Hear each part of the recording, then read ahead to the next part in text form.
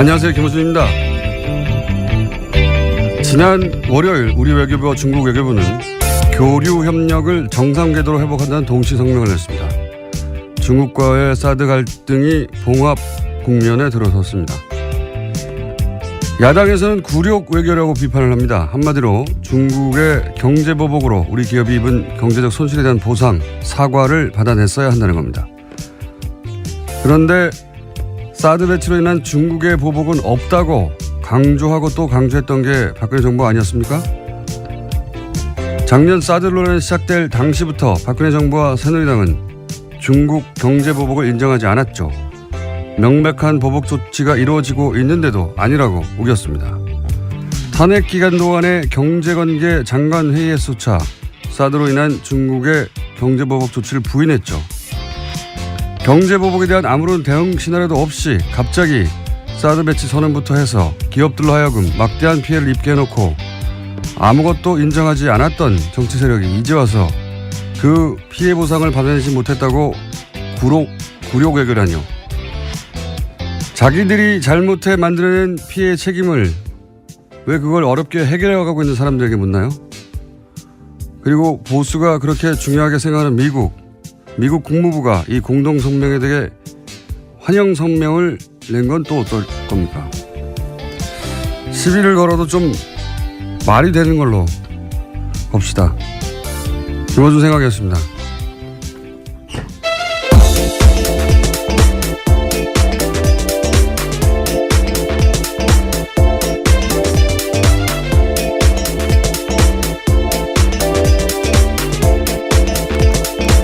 시사인의 김은지입니다. 예. 굴욕 외교. 예. 저는 왜 굴욕 외교냐라고 했는지 처음 이해가 안 가가지고 찾아봤더니 현 정부 출범 이후로 가장 웃기는 공세예요. 제가 보기에는. 굴욕은 어제 노회찬 의원도 얘기했지만 당시 중국이 당했다고 중국은 생각하는 거죠. 기억을 떠올려 보시면 황교안 총리가 중국에 가서 이제 시진핑 주석 만났는데 당시 사드 배치할 거냐라고 묻는데 사드 배치 고려하지 않고 있다라고 상대국의 정상이 묻는데 그렇게 답하고 나서 열흘인가요? 일주일 있다가 그렇죠. 예, 발표를 해버린 거 아닙니까? 배치한다고. 그런 일을 당하고 또 모욕감을 느끼지 않는 국가가 어디 있습니까? 예. 최소한 그때쯤에는 이해를 구하거나 어쩔 수 없었다고 양해를 구하거나 했어야 되는데 안 한다고 해놓고 예, 일이 제대로 틀어진 건 그때부터죠. 예. 대내 모두에게 거짓말하는 게 일상적이었던 정권인 것 같습니다. 그때 황교안 총리가 몰랐거나 자신도 몰랐을 것 같아요. 예. 총리조차. 예. 예. 생각해보면 그분이 문자로 해고 통보 받았잖아요. 아, 정말 아련한 일이네요. 네. 예. 문자로 해고 통보 받고 막 화가 났던 그때 상황이 떠오르는데 어쨌든 물론 그 이후로 중국이 보복을 하고 우리가 당한 건 부당한 건 맞는데 최소한 그런 상황을 유발한 당사자들이 이걸 굴욕 외교로 하는 건 말이 안 됩니다. 오히려 그때 기업들 손해봤다고 자기들의 일 때문에 사과를 해야 되는 거죠. 예. 네, 주구장창 사드에 의한 보복 없다라고 주장했었죠. 박근혜 정부에서는요. 네네, 그래서 피해 네. 없다 혹은 뭐 피해가 없다고 하거나 아니면은 보복이 아니라고 하거나 그러니까 그렇게 사과 받고 싶었으면 자기들이 집권일 때 사과를 받았어야죠. 그때는 해결할 능력도 없고 그러니까 보복이 없는 척, 보복이 있어도 모른 척, 예. 사드와 무관한 척, 딴청만 피웠던 거 아닙니까? 갑자기 피해가 넘쳐난다고 지금 나오는 거잖아요. 그래서 사과를 받아냈어야 된다고.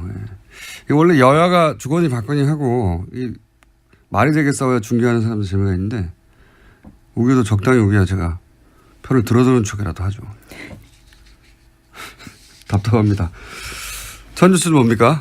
네, 다스는 누구 겁니까와 관련된 뉴스가 또 나왔습니다. 오늘 아침 CBS 보도인데요. 이명박 전 대통령이 서울시장이던 2004년과 관련돼 있습니다. 서울시가 현대자동차 양대동 사옥 증축에 도움을 준 뒤 다스의 매출이 2배 넘게 뛰었다라는 보도입니다. 이명박 시절 재임 시절에요. 서울시가 현대차 사옥 증축의 걸림돌을 제거하는 데 역할을 했다는 사실이 공문을 통해서 새롭게 드러났다라는 겁니다. 그러니까 이게 이제 오래된 얘기네요. 김재록 게이트라고 있었어요. 예. 서울시장 시절에 그때 사실 검찰 수사가 이루어졌었고 한나라당, 당신은 한나라당이었죠. 한나라당 내에서 진상조사에 나와가지고 이거 뭐 명백하다. 인허가 로비가 있었다. 이런 얘기가 있었고요. 근데 이제 더구나 그때 이 수사받던 서울시 공무원도 자살했어요. 네, 그렇죠. 검찰 내에서는 심지어 현대차 건물은 반은 불법으로 지어졌다라는 이야기까지 나왔다라고 합니다. 명백한 사정이었거든요. 근데 수사를 하다가 멈췄어요. 당시에. 흐지부지 됐었는데 김재록 게이트 이렇게 불렀었습니다. 그때 왜냐하면 그 로비를 한 브로커 역할을 하는 사람이 김재록 당시 어디 회장이었는데. 네, 인베스투스 글로벌 회장이라고요. 그건 어떻게 다 기억해요? 예, 여기 기사에 나와 있습니다. 어쨌든 김재록 게이트라고. 네. 근데 그리고 나서 다스가 2배로 매출이 떴다는 거 아닙니까? 네, 그렇죠. 서울시장이. 이게 NB 피나미난이라고요. 예, NB적 현상입니다. 이게 민원 해결과 사적 이익이 확실한 수당구를 만드는 이명박 전 대통령 주변에 연인이 많습니다. MB 피나미난 적어놓으세요. 어디요? 네, MB 현상이요. 네. 예, 이번에는 이제 문서가 나오고, 예, 그리고 그냥 봐준 게 아니라 그냥 봐줄 리가 있나요? 예. 다스가 매출이 2배, 2천억대에서 4천억대로 뛰었다. 예. 네, 그렇죠. 특히나 다스 같은 경우에는 현대차 그룹의 자동차 내장재를 납품하는 곳이거든요. 그렇기 때문에 그런 커넥션을 의심할 수밖에 없는 상황입니다. 자, 이것도 뭐 재수사 대상이 될 수도 있겠네요. 갑자기 태어난 거 보니까. 10년 전 사건인데 그때 당시 이제 이미 새누리당의 가장 유력한 대선 후보였었죠. 한나라당 당시로는. 네. 그렇게 10년 만에 다시 나오네요. 이명박 전 대통령 관련 사건들은 예, 최소한 10년짜리들이 많습니다. 최소한. 예. 다스는 예. 계속해서 매출 규모를 키워서요. 현재는 해외 매출까지 합치면 2조 원가량이 된다라고 합니다. 서울시장 되고 나서 2배 뛰고. 예, 또 눈부시게 뛰었고요. 또 대통령 재직 기간 또 눈부시게 뛰었습니다. 6배가 뛰고 하고 이렇게 참 훌륭하신 분이에요. 자, 앞으로도 계속 뉴스가 나오겠죠. MB 피나미는. 자, 다음 뉴스는요. 네, 국정원 댓글 수사를 방해했다는 혐의로 수사를 받다가 숨진 채 발견되었던 국정원 소속 변호사에 대한 이야기 전해드린 바 있는데요. 이와 관련해서 오늘 아침 한겨레 신문이 새로운 소식을 보도했습니다. 같은 혐의로 조사를 받았던 이재영 검사가 숨지기 전 이 변호사와 수차례 통화했다라는 건데요. 이 검사가 해당 변호사를 회유하려 한 게 아니냐라는 의혹이 나오고 있다고 합니다. 그때 뭐 통화만 한 거 가지고는 내용을 알 수 없으니까요. 예. 통화를 할 수도 있겠죠, 당연히. 같은 사안으로 조사를 받던 상황이니까. 이제 여기서 사실은 유가족 입장도 들어봐야 되는데 유가족이 이럴 경우에 이제 잘 취재 응하지는 않는데 통상 유가족은 자살을 정말로 했다고 하더라도 대부분 유가족들은 받아들이기 힘들어 하죠. 그래서 갑작스러운 죽음이기 때문에요. 자살할 이유가 없다고 이렇게 말하기 마련이긴 합니다만 유가족 관점에서 의심스러워할 대목들이 있을 겁니다. 네, 그 부분 확인해 봐야 될 것 같고요. 그만하니까 생각나는데 매우 특이하게 이런 류의 죽음에 대해서 자살이 맞다고 유가족이 거꾸로 이야기해 준 제가 기억하는 거의 유일한 케이스가 소위 마티 자살 사건이죠. 예. 그때 자살이 맞다는 뉘앙스로 오히려 의혹을 해명하는 역할을 부인이 했었죠. 예. 네, 근데 그 건 같은 경우에는 최근에 국정원개혁발전위원회가 발표를 했었는데요. 또 자살이 맞다 이런 결론이 나오긴 했습니다. 문서상으로는 특이점이 없다. 자살에 맞는 것 같다라고 했는데 예를 들어 그게 블랙 오퍼레이션 흔히 말하는 였다면 뭐 거기 써 있을까요? 여하간 저희가 방송을 시작한 이후로도 이런 류의 자살이 굉장히 많았는데요. 예. 관심을 가지고 계속 저희는 지켜보고 있습니다. 유가족도 접촉을 한번 해보고요. 자, 다음 뉴스는요. 네, 국정원 특활비 관련된 수사가 계속 진행되고 있습니다. 이번에는 청와대가 지난해 4.13 총선을 앞두고 새누리당 내 경선 등과 관련해서 비공식 여론조사를 했다라는 건데요. 이와 관련해서 5억 원이 들었는데 그 돈을 청와대가 아닌 국정원에서 냈다라고 합니다. 요 상황은 이 발언과 연결해서 봐야 됩니다. 저희가 이 비공식 여론조사, 뭐 청와대가 여론조사 할 수 있지 않냐 이렇게 생각할 수도 있습니다. 근데 문제는 이제 이게 비공식이었고 당시 이 여론조사의 의도가 뭐였냐를 볼 수 있는 당시 상황에서의 박근혜 전 대통령의 발언을 일단 잠깐 들어보시겠습니다. 이제 국민 여러분께서도 국회가 진정 민생을 위하고 국민과 직결된 문제에는 무슨 일이 있어도 소신 있게 일할 수 있도록 나서주시고 앞으로 그렇게 국민을 위해서 진실한 사람들만이 선택받을 수 있도록 해주시기를 부탁드립니다. 기억하실지 모르겠는데 당시 이제 유승민 의원이 소위 탈박 선언을 한 거죠. 일종의 배신의 정치로 찍힌 바가 있습니다. 그래서 진실한 사람을 뽑아달라고 진실한 사람 얘기를 굉장히 많이 했어요. 그때 당시에.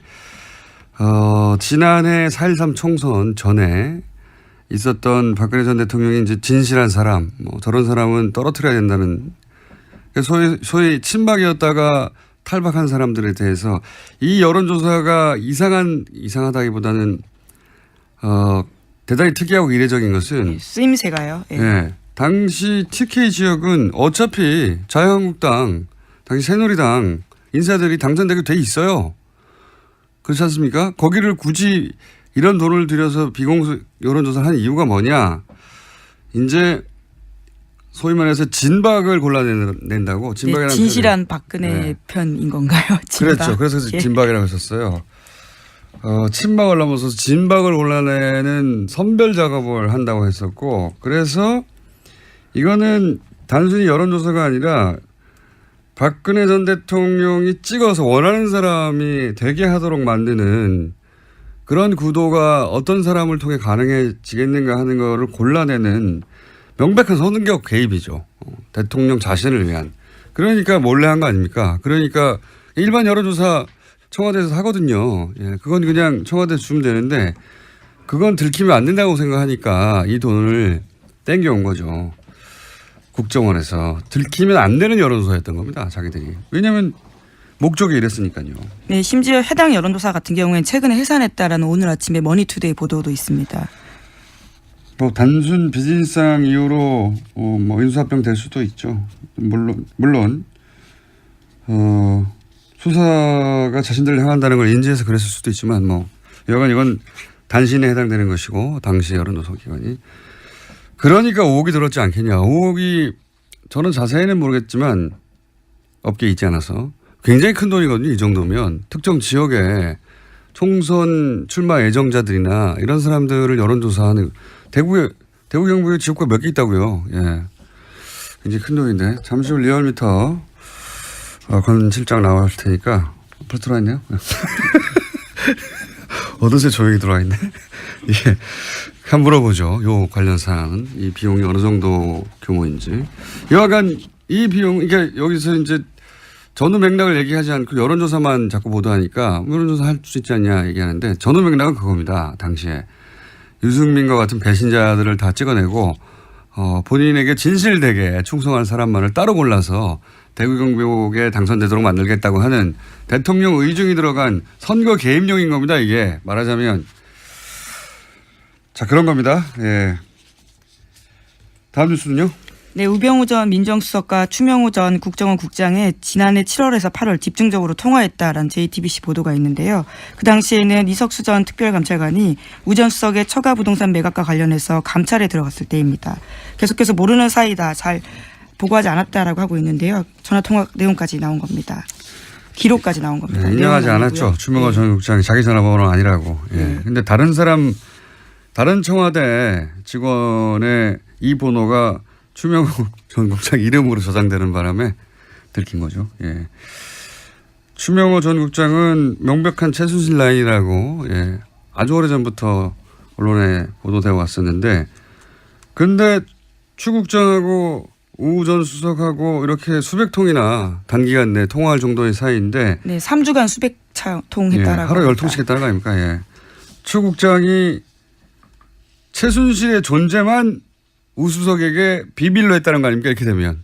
우 수석은 자기는 최순실의 존재 자체를 몰랐다고 계속 얘기하고 있으니까요. 믿는 사람은 대한민국에서 거의 없는 걸로 보이긴 합니다만 정황 증거 같은 것이 하나 더 나온 거죠. 자, 리얼미터 해야 되기 때문에 제목 정도 스르륵 훑어볼까요? 예. 네, 블랙리스트 항소심 진행 중인데요. 이와 관련해서 어제 김기춘 전 비서실장이 청와대 캐비닛 문건 관련해서는 이것이 문제가 있다라는 주장을 했는데요. 조윤선 전 장관 쪽에서도 상당 부분 문건이 가려져 있기 때문에 이것은 증거로 쓸 수 없다라는 취지의 주장을 했습니다. 가려달라고 한 건 박근혜 전 대통령 쪽에서 가려달라고 한 거예요. 심지어 특검에서 다 봤다라고 하는데 왜 이렇게 문제 제기하는지 모르겠다라고 반박했습니다. 특검 쪽에서요. 자, 크게 신경 쓸 내용 아닌 것 같고요. 다음 뉴스 제목. 네, 미국 국무부가요. 네. 조셉윤 대북정책 특별대표를 통해서 유엔 북한 대표부와 접촉하고 있다고 로이터 통신이 보도했습니다. 네. 미국이 물밑에서 북한과 접촉하는 게 아니냐는 이야기는 저희가 오랫동안 해왔죠. 예, 이번에는 좀 더 구체적으로 나왔습니다. 직접 말을 했으니까요. 예. 조셉윤 대표가 북미 대화에 나서겠다 이런 얘기를 구체적으로 한 것이고. 예, 북한이 2달간 도발을 중단하면 북한 미국 간의 대화를 나서겠다라는 구상을 러시아에 전달했다라고 합니다. 2달 이미 됐는데요. 예. 그러니까 저희가 한 달 전인가요? 2달 전인가요? 러시아 역할이 부상할 수 있다는 얘기를. 최선희 국장 같은 경우도 네. 계속 가고 있고요. 러시아를. 우리도 뭐 러시아와 접촉이 계속 있어서 러시아가 중국 대신에 중국이 지금 우리하고 뭐 사드나 이런 문제로 좀 소원했지 않습니까? 그래서 러시아한테 그런 역할을 맡길 건가 보다 했는데 그래 왔던 것 같습니다. 러시아가 이걸 중간에서 역할을 하고 있었다는 뉴스가 나온 걸로 보아 뉴스공장의 분석은 항상 맞다. 그런 결론으로 가실 거라고 깜짝 놀랐습니다. 네, 저희가 예상했지 않습니까? 자, 네. 여기까지. 시사인의 김은지였습니다. 감사합니다. 네, 8월 6일 리얼미터 그것마저 알려주마 리얼미터 권순정 조사실장 나왔습니다. 네, 안녕하십니까? 안녕하십니까? 네, 빨리빨리 진행해 보죠. 네. 네, 거의 뭐 해봤자 뭐 1% 2%니까. 네. 좀 요번에 좀 많이 올랐네요. 아, 그래요? 네. 네. 자, 그러면 빨리빨리 해보죠. 대통령 지지율 어떻습니까? 예, 지난 4주 동안 거의 변동이 없었죠. 네, 뭐 근데 0점 몇 프로 올랐다 내렸다 몇 예, 이번 주에는 2.2%포인트 올라서 69.4%가 되었습니다. 예, 부정평가는 27%에서 25.4%로 떨어졌고요. 추세가 어때요? 그러면 예를 들어서 추세가 수요일 네. 어제 일간 집계는 어떻습니까? 네, 그래서 어제 시정 연설이 있었죠. 여론 주목을 많이 받았는데 어제는 일간 집계가 71.7%까지 올랐습니다. 간만에 좀 올랐네. 한 네. 9월 4일 이후에 약 2개월 만에 처음으로 70%대를 다시 돌파를 했고요. 리얼미터 기준으로. 예. 네. 그리고 보수 중도 지금 분석을 해보니까 이념 성향이 다 올랐더라고요. 네. 그리고 영남과 2.2% 입니다. 수도권 포함해서 다 올라서 전체적으로 보합세에서 약간 상승세. 약간 이제 강보합세라든지 예. 그렇게 봐야 되지 않을까 싶습니다. 떨어질 때 0점 몇, 뭐 올라갈 때 2, 뭐 이런. 예, 거. 뭐 다른 여론조사에서는 상당히 많이 큰 폭이 있는데 저희 리얼미터 같은 경우는 네. 매일매일 하다 보니까. 예, 그렇게 크게 변화는 없습니다. 근데 네. 2.2%포인트 하여튼 정도 추세가 되면 약간 상승세, 약간. 예. 예, 그렇게 봐야 될 것 같습니다. 민주당도 역시 약간 상승세. 예, 올랐습니다. 1.7%포인트 올라서 50.9%를 기록했고요. 지난주까지는 40%대였는데 다시 50%대로 올랐었습니다. 자유한국당 아무래도 좀 떨어졌긴 좀 시끄럽습니다. 예, 자유한국당은 이제 친박 출당을 둘러싸가지고 많이 갈등이 전폭되고 있지 않습니까? 네. 그리고 국정원 특활비 청와대 상납 의혹 이것도 역시 많이 일부 영향을 미치고 있지 않나 어제 싶은데요. 일간 집계로 어때요? 추세상. 어제 일간 집계에서는 상당히 많이 떨어졌습니다. 어제 일간 집계에서는 15.3%까지 이건 하락을 좀 많이 했습니다. 떨어졌네요. 네, 15.1. 네, 그렇습니다. 17, 8 하다가. 예. 국민당, 정의당 같은 경우는 각각 0.7%, 1.0%포인트 오른 6.6%, 5.7%였어요. 거의 변화가 없는 가운데 조금씩 오르는 이제 경향을 보이고 있고요. 바른정당이 좀 크게 약세를 보이고 있습니다. 그럴 수밖에 없겠죠. 지금. 네. 당이 지금 존립이 가능하냐 마냐 하는 상황이니까. 예, 떨어진 포인트는 그렇게 많지 않지만 4.4%를 기록했는데요. 네. 7개월 만에 최저치로 하락했습니다. 특히 31일 화요일 일간 집계에서는 3.9%까지 떨어졌고요. 알겠습니다. 지금 분당 위기에 있기 때문에 이런 부분들이 반영이 되고 있지 않나 그건 싶습니다. 뭐 예상 가능했던 네. 수치고요. 대통령이 60구나 70이나 그게 그겁니다. 예. 떨어져도 그게 그거고 올라도 저는 그게 그러고 보는데 어쨌든 추세는 그래서 그렇습니다. 약간 강보합 혹은 약간 상승세다. 네, 그렇게 봐야 될 것 같습니다. 네. 자, 이번 주 이런 거 하다가 항상 현안조사 네. 별 큰 차이 없다 이렇게 해주시고 제가 보기에는 별 큰 차이 없습니다. 이 말할 때 빨리 시작해야 됩니다. 네, 현안조사 이번에는 네. 조금 핫한 조사를 좀 마련을 네. 했습니다. 낙태죄를 유지해야 되는지 폐지해야 되는지 이 부분에 대해 조사를 해봤는데요. 이거 궁금합니다. 제 기억으로 리얼미터가 이거 조사한 적이 있어요. 언제인지 기억 안 나는데. 7년 전 2010년 7년 좀 오래됐군요. 2월입니다. 요즘에 어제 청와대 홈페이지에 들어가 봤더니 네. 낙태와 관련된 그 청원이 무려 105개 정도 어제 기준 제가 봤을 때였고 20만 명 이상이 또 예. 예. 특정 낙태죄 그거는 이제 폐지를 해야 된다는 청원이었는데 23만 명 이상이 잡혀 있더라고요. 그래서 언론을 비롯해서 상당히 핫한 이슈인데 결과는 바뀌었을 폐지를 것 같아요. 해야 예 깜짝 놀랐는데 이게 우리나라 사람들이 좀 사회적인 이념 성향으로 보수적인 성향이 조금 더 강하거든요. 그래서 폐지를 해서는 안 된다라는 의견들이 조금 많이 나오지 7년 않을까. 전에는 그랬죠. 예, 7년 전에는 그렇게 나왔습니다. 명백하게. 예, 네. 근데 요번에 조사를 해보니 폐지를 해야 된다. 낙태죄를 폐지를 해야 된다라는 의견이 51.9%가 나왔고요. 절반을 넘었었습니다.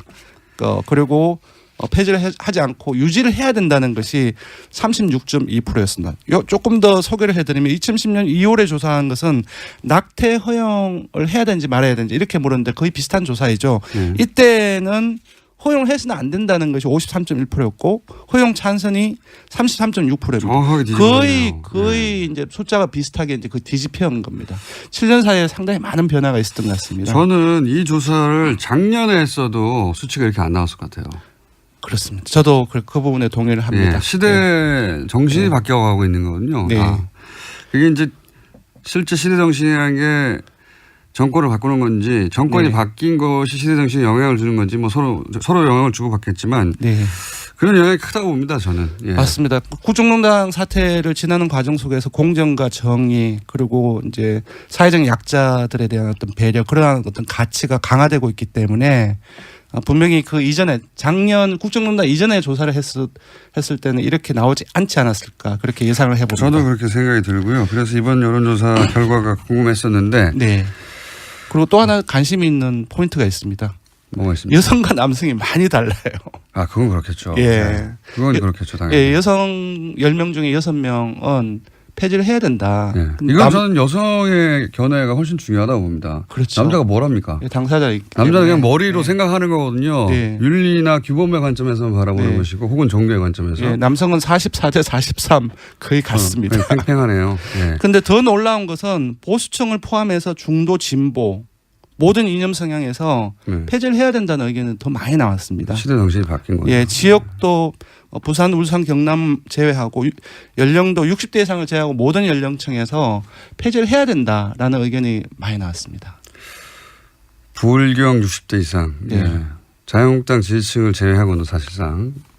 근데 자유한국당 이건 정당이 그렇게 중요하지 않아서 뺐는데요. 네. 자유한국당 지지층에서도 폐지를 해야 그렇군요. 된다는 의견이 더 많이 나왔어요.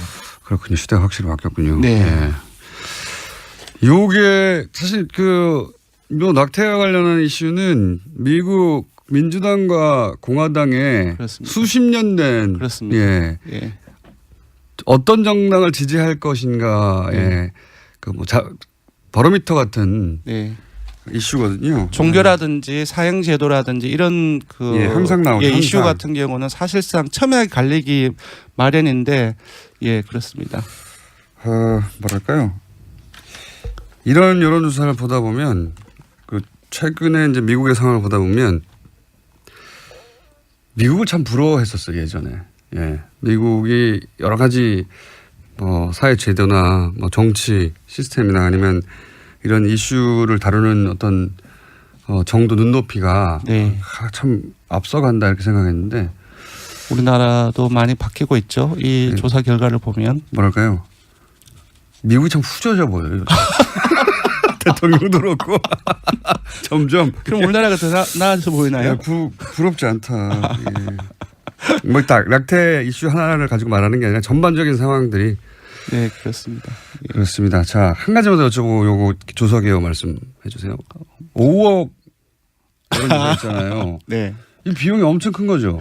근데 이제 제가 듣기로는 그 작년 4.13 총선 이전에 예. 당내 경선과 관련해서 조사를 예. 했다고 들었고 그러니까요. TK 지역이라고 되게 들었어요. 근데 네. TK 지역의 선거구가 총합이 한 21개 정도밖에 안 됩니다. 예. 근데 그걸 다 하지는 않았을 거예요. 다 했다 하더라도 의혹이 뭐 너무 많잖아요. 예, 제가 볼 때는 친박 중심으로 했다고 한다면 10개 내외가 아닐까 싶은데 보통 여론조사는 전화면접 조사가 가장 비싼데 1000명 조사를 할 경우에는 전화면접 조사라 해도 한 건에 1,500만 원 정도 내외입니다. 시장 가격이. 예, 시장 가격이. 그러면 도대체 5억이면 1,500만 원이면 어떻게 되는 그러면 한 겁니까?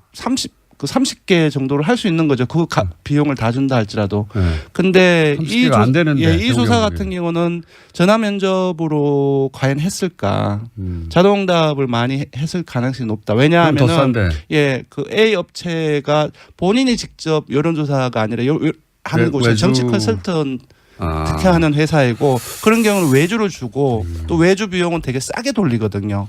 그런 것들을 감안했을 때 여론조사에 들어가는 비용은 더 낮지 않았을까. 다른 나머- 비용이 예. 크다. 다른 비용이 훨씬 큰데 그렇다고 한다면 그 부분을 정치 컨설턴을 위한 비용인지 아니면 또 다른 비용이 있는지 부러운 거예요 지금. 예. 예, 많이 부럽습니다. 왜냐하면 만약에 이 정도 비용이라고 한다면 아마 리얼미터가 이걸 만약에 했다고 한다면 빌딩을 샀을 것이다. 부자가 되지 않았을까. 조사 결은요?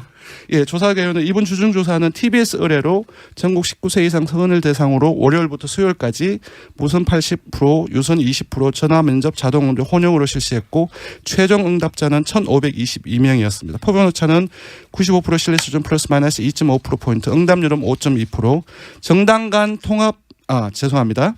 낙태죄 유지 폐지 조사는 TBS 뉴스공장 의뢰로 어제 하루 동안 주중조사 동일한 조사 방법으로 실시했고 최종 응답자는 516명, 표본차는 플러스 마이너스 4.3%포인트였습니다. 리얼미터 권순정 조사분석실장이었습니다. 감사합니다. 고맙습니다.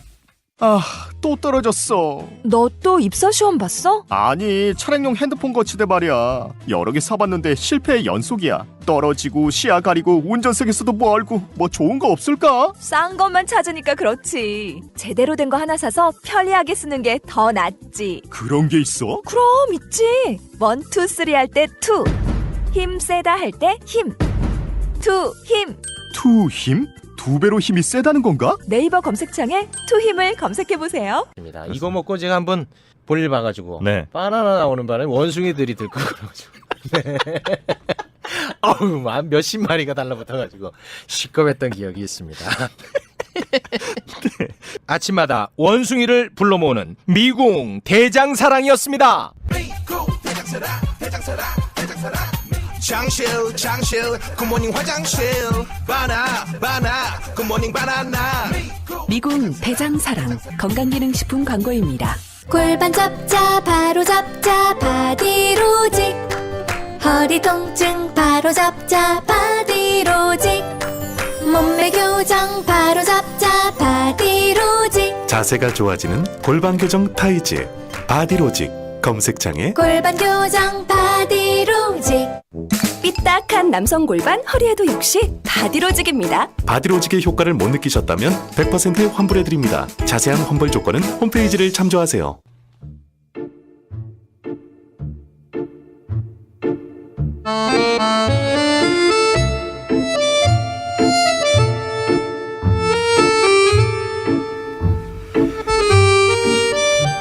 우여곡절이 많은 코너.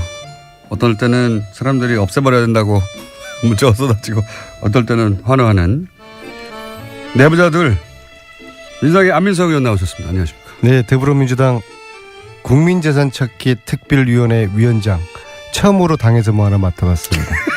안민석 의원입니다.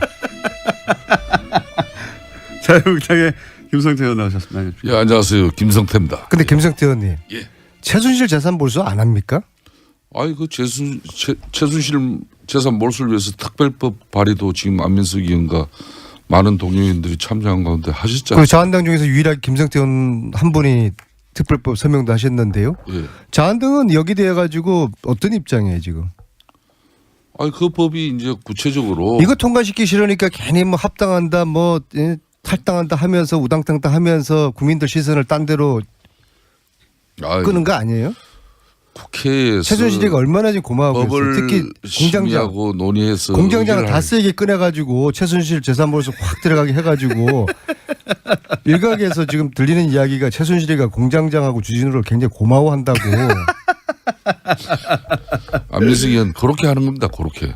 그러니까 특별법은 저 아무래도 입법기관인 우리 각 의원들을 정파나 정당 다 달리하고 또 정치적 이해관계 다르겠지만은 그 법을 대표 발의한 안민석 의원께서 끊임없이 우리 의원들을 만나고 최순실 재산 몰수에 대한 이 당위성이나 또 정당성에 대해서 폭넓게 동의하시죠? 저는 그 부분 몰수해야 되죠. 근데 예. 지금 정기국회가 한 달밖에 안 남았거든요. 예. 특별법 제정 제가 볼 때는 가능성이 굉장히 낮아요. 그러니까 안민석 의원께서 그 가능성 최순실 재산 몰수 지금 한 푼도 못하게 생겼어요. 보통 일이 아닙니다 이거. 그 가능성에 대해서 지금 말씀을 하시는데 국민 여러분, 국회는 지금 최순실 재산 몰수 저도 이야기 전혀 좀 지금 생각이 없습니다. 저도 이야기 좀 김성태 의원님 서명만 했지 네. 속으로는 전혀 생각이 없다고 저는 봅니다. 안민석 해명해 의원께서 보십시오. 그 법을 예? 국회에서 처리하기 위한 처절한 진정성이 국회 내에서 이렇게 은해강 방해 299개를 돌아다니면서 이 법 꼭 처리되어야 된다는 그런 뭐 입장을 그렇게 슬퍼하고 뭐 설득하기보다는 맨날 이 아니 최순실 재산 몰수 못하는 게 안민석 탓입니까? 안민석이 뭐 끝나지 않은 전쟁 책이나 팔려고 전국에 유람하고 심지어 미국까지 그 북콘서트 열고 아니 책을 우리는 팔아야지 그렇게 하면서 독일 그 가가지고 법 재산 통과를 이야기하는 게 이게 않습니까? 맞습니까? 예? 그러고는 여기 김호준 공장장 앞에서는 말이에요 국민들 앞에 호소하고 그래서 좀 안 맞아요. 제가 최순실 앞뒤가. 재산 몰수해야 된다는 이 말씀 드리기 위해 가지고 지금 북토크를 50회 하겠다고 약속을 이 자리에서 했지 않습니까? 네, 몇 회 하셨어요 이때? 오늘 경기도 화성에서 하는데요. 오늘이 40번째입니다. 아직도 아우, 몇 남았습니까? 힘들어요. 예, 아주 자기 할 힘들고요. 때는 다 하면서 이 최순실 특별법 처리 안 된다고 동료 의원들한테 또 원망하고 그러면 안 되는 알겠습니다. 거예요. 그럼 제 노력이 부족한 것으로 받아들이고 제가 더 열심히 노력하는데 예. 근데 제가 전체적으로 보니까 저희 더불어민주당 저희 쪽에서도 좀 미온적이고요. 예. 그다음에 자유한국당하고 바른정당은 적극 반대고 국민당은 말로는 당론으로 채택을 지난 연말에 했다고 하는데 실질적으로 하는 건 아무것도 없어요. 근데 제가 이제 국민당이 여기 돼 가지고 특별법 서명을 한 20명밖에 안 했다고 해서 뭐 그런 좀 반대 뉘앙스로 이야기 저는 그런 건 아닌데 특별법의 서명을 절반밖에 안 했던 이야기를 한 건데 국민당 측에서 오해를 했어요. 왜 안민석이가 국민당이 반대한다고 했느냐. 우리는 당론 발의까지 지난 연말에 했는데 저는 사실 몰랐는데요. 그 점은 제가 미처 확인하지 못한 점은 제가 소홀히 챙기지 못한 것은 유감스럽게 생각하는데 근데 사실 당론 발의하고 난 다음에 지난 1년 동안에 한 일이 아무것도 없는 이 점을 제가 좀 아쉽게 생각드리고요. 지금 저 이야기는요. 뭐 그래서 그런 국민당에서 이야기 했더니 또 국민의당에서 저 안민석 의원 또 윤리위원회 국회 제소하겠다고 제소하겠다는 그렇게 입장 해서 밝히니까 이제 아니 여러 이야기가 제소 나오는 아니라 뭐 저는 뭐 안철수한테 고발도 받은 적이 있고 제소 할아버지도 괜찮은데 그럼 국민당이 당론 발의를 했으면은 나서서 실질적으로 적극적으로 이 특별법 제정될 수 있도록 국민당이 한번 앞장서 주시고 그러면 제가 국민당 제가 박수 쳐드리고 안철수도 제가 업어드리겠습니다. 안철수 업어드리겠습니다. 어쩌면 그 같은 안식끼리 금방 좋았다가 얼마 전에는 또 안철수 국민의당에서 우리 안민석 의원 또 고발건 이렇게 취하했다고 얼마나 안철수 의원을 또 칭송했습니까? 최순실 국면에서 하여튼 안시들 이상하지. 아니 국민당이 저를 띄워주려고 작정한 것 같아요. 작년 이맘때 어땠습니까? 아니, 의원님 뉴스 방송에서 한 말씀 했다고 그래가 다 했던 얘기니까 방통위에 저를 제소하지 않았습니까? 그때 제가 얼마나 당에서 처음으로 자리 맡으니까 어떠세요? 네. 잘 적응은 안 되는데요. 근데 저는 이런 거 맞는 거 싫어해요. 싫어하고 저는 여의도 국회를 별로 안 믿거든요. 제가 국회의원이지만은 기본적으로 국회의원들은 당리당략 이게 저는 너무 이게 싫어요. 이게 제 체질에 안 맞고 국회의원도 제 체질에 안 맞지만은. 그 위원장 그렇게 하고 싶어 하셨어요 그때. 아니 그거는 그런 이야기를 나한테 이렇게 물으면 어떡해요. 응? 근데 이게 제가 독일을 다니는데 그냥 국회의원 개인으로 온 것보다도 당에서 특별위원장으로 왔다 하면은 도와주는 분들이 더 신나서 도와줄 거 아니에요. 이제 그런 차원에서 제가 당에다가 이걸 요구를 했던 것이고 이제 한 달, 이 활동 기간은 한 달입니다. 한 달 동안에 특별 제정 안 되면은 저도 이제 짐 싸가지고 이제 최순실 재산 몰수 이제 저도 손들 수밖에 없는 거거든요. 그래서 김성태 의원님 서명을 하셨잖아요. 저 전국 다니면서 그래도 유일하게 김성태 의원님 혼자 서명하셨다. 자유한국당 중에서 그래서 같이 좀 토론회도 하고 좀 국민들과 함께 이 국회는 절대로 이걸 생각이 없거든요. 그래서 국민과 함께 최순실 재산 몰수 특별법 제정 공장장도 다스만 이야기하지 마시고 예? 그러니까 최순실하고 밀당한다는 지금 이야기가 있어요. 최순실 재산부터 빨리 몰수하고 그리고 이제 다스 자, 의원님. 무상급시 그렇게 갑시다. 무슨 얘기인지 좀 알겠고요. 끊어주세요. 예, 알겠습니다. 충분히 얘기하셨고. 바른정당에서 몇 명 갑니까? 자유한국당으로. 뭐 제가 단정적으로 그분들 이렇게 몇 분 오시는 게 중요한 문제는 아니라고 봅니다. 그렇지만 숫자를 말씀해 주십시오. 뭐 구체적인 숫자까지 열거는 되지 못합니다만은 그래도 상당수 의원들이 7명입니까? 이미 결심을 거의 한 것 같습니다. 그게 7명 이상이죠? 네, 저는 그렇게 봅니다. 숫자를 말씀 안 하신다고. 최대 몇 명입니까? 일단은 10명 정도 보십니까? 네, 10명, 다 말씀 10명, 11명. 말을 못한다고 하고 다. 항상 세상에는 박지류가 존재하거든요. 지금 이 상황에서도 확실하게 탈당 의사를 가지고 있는 분들이 7명이고 그다음에 자강 의사를 가지고 있는 분들도 한 그 정도 숫자가 되잖아요. 그럼 나머지 한 5분이 있잖아요. 네. 박지. 그분들 중에서 이제 저 자유한국당으로 돌아가는 분들에 대해서는 박지라고 안 부르시네요. 어쩔 수 없다 이제. 근데 자꾸 제가 이야기하면 특정인이 그런 데기 때문에 또 제 앞에 있는 분이 또 오해될 수도 있고 그래서 한 선도 탈당이 아니까 눈치 보시는 분들 중에서 한 절반 정도는 같이 넘어갈 거라 보거든요. 그래서 저는 11명으로 저는 봅니다. 11명이요? 다음 주까지 11명. 10월 13일 전당대전까지 11명. 뭐 1차 뭐 그 정도까지는 뭐 좀 어렵겠습니다만은 1차는 그 정도는 안 된다. 그렇지만은 이제 뭐 여러 가지 변수들이 계속 발생하고 있지 않습니까? 또 남경필 정병국 의원이 중심이 돼 가지고 보수 대통합적인 차원에서 통합전대하자고. 전당대회를 하자. 현실적으로는 불가능할 것 같아요. 뭐 통합전대가 되기 위해서는 우선 바른정당에서부터 11일, 13일 정해져 있는 그 전당대회부터 그게 이제 취소되어져야 되는 것이고. 그렇죠. 구체적인 통합을 위한 실무적인 통추위 이런 기구의 위원들이 참석하는 그런 당론이 정해져야 할 것이고 뭐 이런 뭐 논의를 위해서 어제 긴급 어청을 바른정당이 늦게까지 했습니다마는 결론 안 났고 중요한 바른정당의 대주주의 한 사람인 유승민 의원이 통합전당대회는 뭐 불필요하다는 입장으로 사실상 통합전대는 어렵다고 봐야죠. 이건 어떻습니까?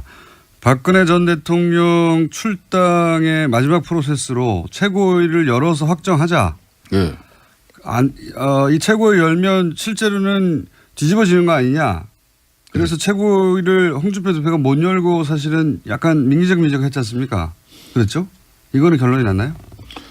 뭐 홍준표 대표가 그랬다는 그런 입장보다는 이제 우리 원내 체제가 정우택 원내 체제가 지금 문재인 정권의 이제 일방적인 이제 공영방송 이런 잘 살리기 탄압 행위에 맞서는 투쟁을 지금 하고 있습니다. 그래서 자유한국당은 지금 상복 투쟁을 하고 있지 않습니까, 그죠? 뭐 그런 측면에서 또 당내 문제로 이렇게 당 최고위가 지금 이 시점에 열리는 게 마땅하냐 그런 고민은 잠시 있었지만은 열기로 했나요? 어젯밤 최종적으로 홍준표 대표는 3일날 최고회의를 열기로 했습니다. 상징적인 의미가 큰데. 근데 최순실 재산 몰수는 안 합니까? 아니, 이제 언제까지 최순실 몰수만 이야기할 거예요. 네. 이게 사실은 이런 통합이라든지 탈당 이런 이야기가 아니면은 지금 이 전국에서는 핵심적으로 최순실 국정농단 이게 마무리를 위해 가지고 재산 몰수 이것이 국회나 언론에서 관심이고 화제가 돼야 되는 건데 실질적으로 재산 몰수가 묻히고 난데없이 통합 탈당 이런 이야기가 지금 언론에 초점이 되고 있는 너무 거거든요. 걱정하지 않으셔도 되는 게 순차적으로 급한 거 하고 또 그 다시 돌아가서 할 겁니다. 걱정하지 마십시오. 그럼 예. 재산 몰수 된다고 봐요? 안민석 공장장은? 의원님, 그러니까 안민석 의원님 다시 부각될 수 있는 찬스 다시 옵니다. 이번 예. 국정감사에서도 이 방송의 공정성이나 균형성 이런 게 얼마나 지적을 받았습니까? 그러면 이 김원중 공장장이 얼마나 이 기울어진 운동장에서 그래도 예?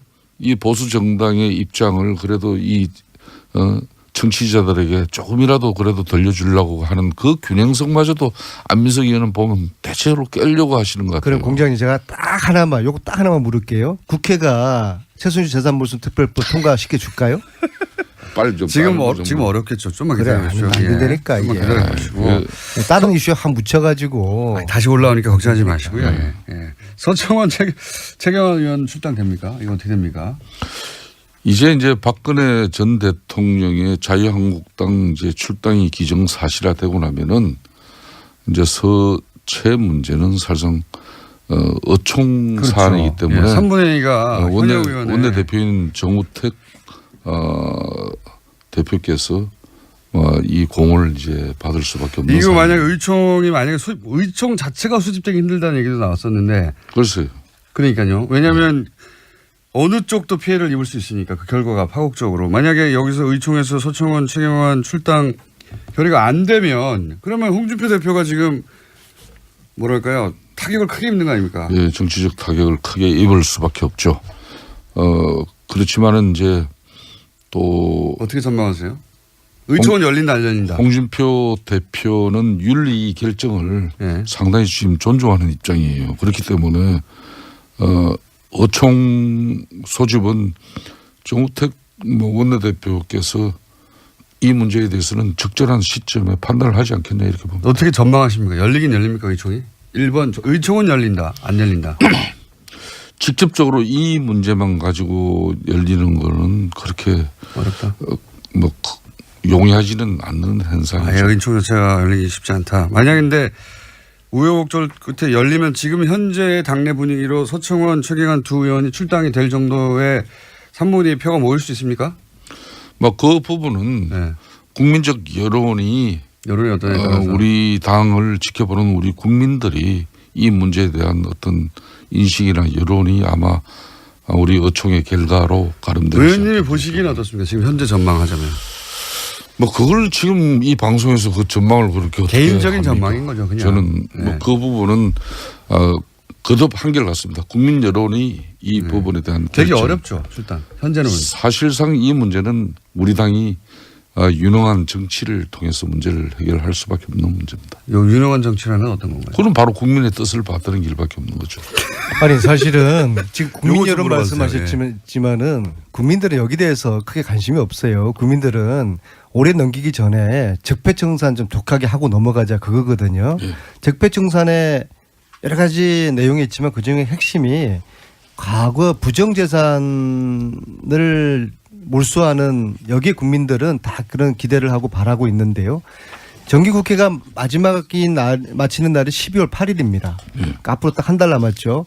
이 한 달 동안에 지금 국회의 분위기나 절차상 이 법사위원회가 특별법을 상정해서 논의하고 통과시키고 저는 지금 물리적으로 지금 굉장히 지금 어려운 지금 상황이라고 불가능에 가깝다고 저도 봐요. 그렇죠. 예. 그래서 그걸 국민들에게 상황에서. 일단 알려드려야 되는 겁니다. 그러면 최순실 재산 몰수를 하지 말 것인가를 국민들께서 판단을 해 주셔야 돼요. 다시 도전해야죠. 또. 다시 도전한다 그러면 네. 국민들이 국회는 이걸 통과시키려고 하지 않으니까 국민들이 국회에다 요구하고 압박하고 국민들이 할 수 있는 여러 가지 노력들을 국민들이 해 주시지 않으면 이 법 통과되기 어렵습니다. 그러니까 최순실 재산 몰수는 어렵다고 지금 생각합니다. 이제 공장장의 이 제지에도 불구하고 계속 최순실 재산 몰수에 관한 입장을 지금 계속 지금 저 발언 중에도 아니 들어오지 국회의원들이 않습니까? 관심 별로 없으니까 저라도 이렇게 그러니까 절절하게 이야기를 하고 국민들에게 아니 왜냐하면 국민들은 안민석 이게 당연히 의원님한테 재산 몰수 되는 걸로 알고 있어요. 그러니까 그래서 너무 어려울보다 걱정하지 이야기하면은 마십시오. 안 잊고 있습니다. 사람들. 어제 밤에도 후배들하고 맥주를 마시다가 야 이거 안 될 거야라고 했더니까 그 중에 한 명 기절해가지고 병원을 갔어요. 네?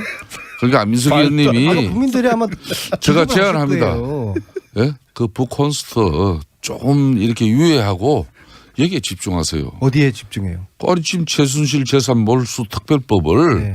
본인이 대표 발의하시고 아까도 이야기했지만은 북콘스트에 너무 집중하다 보니까 물론 전국의 현장을 다니시면서 최순실 재산 몰수의 당위성에 대해서 또 직접 국민들을 만나는 그 시간도 제가 이렇게 하니까 소중한데 일각에서는 도지사 행보하는 거라고 요 사안인데 하시는데 정말 아니, 저는 그걸 내일 저는 그창 가서 북토크하고 아니 도지사 행보가 아니라 아니, 오히려 나는 대권 그래요. 행보라고 이야기 도지사 문제도 그 이야기 나왔는데 아니 민주당의 지금 현재 경기도지사 문제는 예? 사실상 뭐 성남의 이재명 시장이 거론되고 뭐 남경필 뭐 현 지사보다 몇 배 우다 뭐 이런 조사도 나오는데 이재명 시장은 어찌 보면 거저 먹는 거예요. 저 안민석 의원은 그 엄청난 탄압과 저항 투쟁으로 자기 지금 이름 석자를 지금 내걸고 이재명 있는데. 시장 훌륭한데 왜 그래요? 뭘 특별법 통과되면은 제가 이런 이 특별법 얘기는 결정을 하겠습니다. 제가 계속 거론할게요. 너무 걱정하지 마시고요. 이번에 안 되면 이번에 올해 안 되면 내년에 또 하면 되죠. 내년에는 안 돼요. 안민석 내년에는 의원님. 개헌하고 지방선거 전국인데 폐지가 넘어가 버립니다. 바람 불 때 연날리고 내년이 상반기 안 되면 후반기에도 계속 잊지 않고 물 들어올 때 예. 노젓는 거죠. 다 때가 있는 겁니다. 물리적 시간이 지금 너무 부족하기 때문에. 뭘 갑자기 뭐 물에다 노를 젓는 이야기예요. 지금 중요한 것은 중요한 건 것은 통합입니까? 예, 서청원 통합입니까? 최경환 탈당 됩니까? 적폐청산이라는 역사적으로 미명하에 의미가 없어요. 예? 이혼했던 부부가 다시 뭐 합쳐 본들 그게 무슨 뭐 의미가 있어요. 그냥 뭐 1년 전에 제가 그랬잖아요. 위장이혼이라고.